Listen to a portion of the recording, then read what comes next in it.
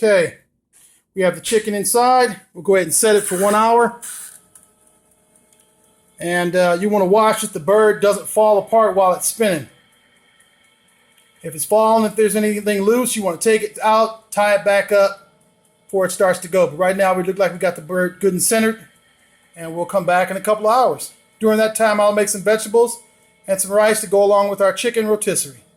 Here it's been about 45 minutes, and as you can see, it's just basting itself in its juices. Picture's not doing it any justice. There you go. You can still see it's running out pink. That means that the chicken is still raw inside. So let this go for about another 2 hours, hour and a half, 2 hours. And then we'll check it with a thermometer to make sure we've got it all cooked inside. All right. Stay tuned. Looks like it's releasing only oils. There's no red liquid coming out of it. And it's really nice and juicy looking. I like mine with a crispy crust. I want to check that back portion, or the thickest part of the meat is, if it's cooked. And it looks good. So I'm going to go ahead. It's been on for about 2 hours. We like a crispy crust on the outside. Plus there's paprika on the outside that makes it look a little darker.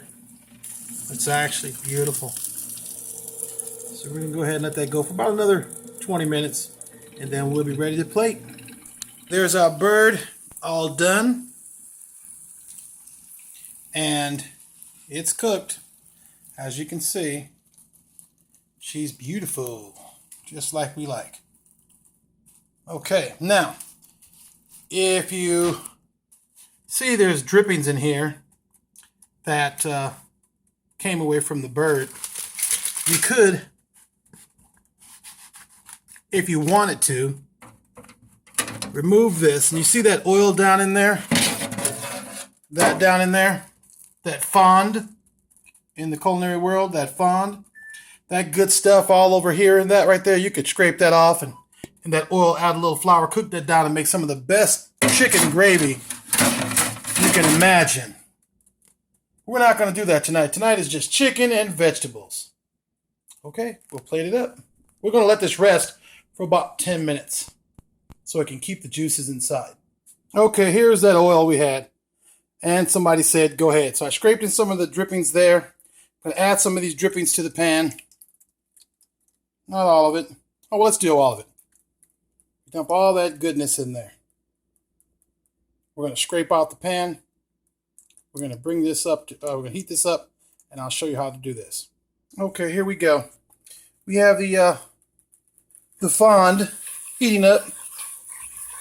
So we're going to add just some flour in there. We'll take a couple tablespoons, depending on how much you want to make. I'm going to take 4 heaping tablespoons to what I have here. All right, I'm going to stir that in.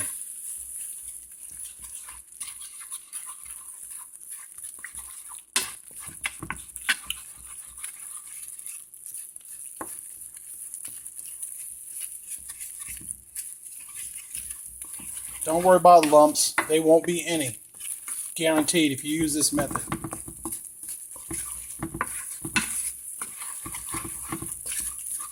I wasn't going to make gravy at first, but why be wasteful? Plus, I like gravy. All right. Cook that for just a bit. Once you cooked out the flour, while we're at it, we'll add just a pinch of salt and some black pepper to this.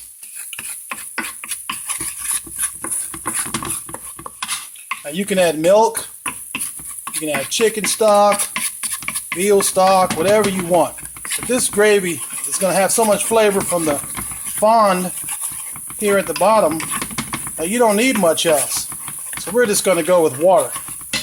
Okay? Okay, we're going to go ahead and add in some water.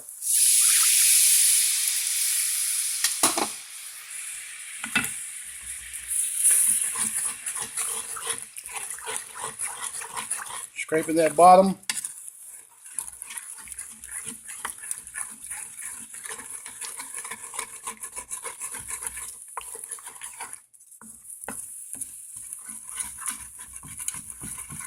See it thickening up.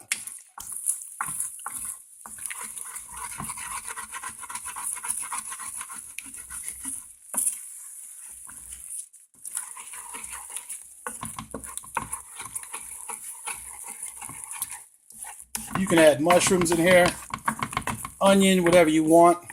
This, I'm telling you, stuff you would have thrown away. You can make this if you didn't want to have it for dinner tonight. Don't mean you can't make this and can this up and save it for later, or even freeze it in your freezer. So next time you're having turkey or whatever and you want to make some nice gravy, you can do that. You can just, there are no lumps in this, as you can see.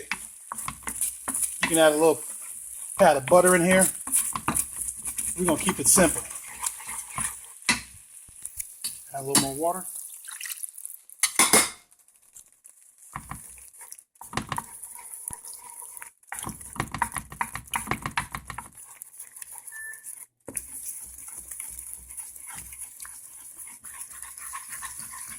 We're going to keep doing this. We're going to keep adding water until we get this consistency of what we're looking for, and we'll return, okay?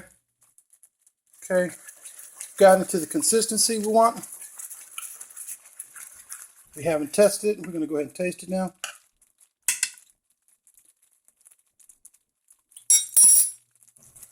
Can use a little bit more salt.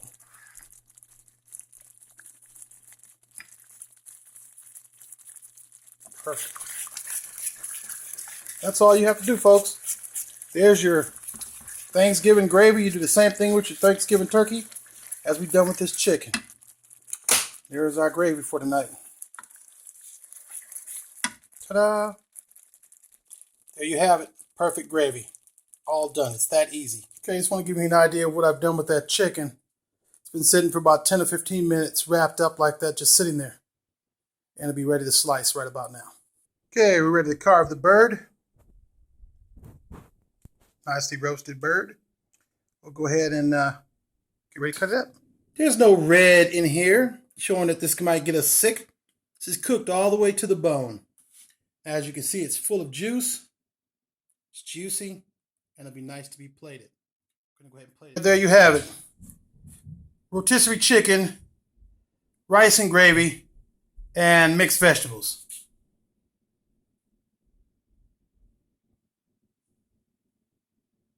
Juicy to the bone.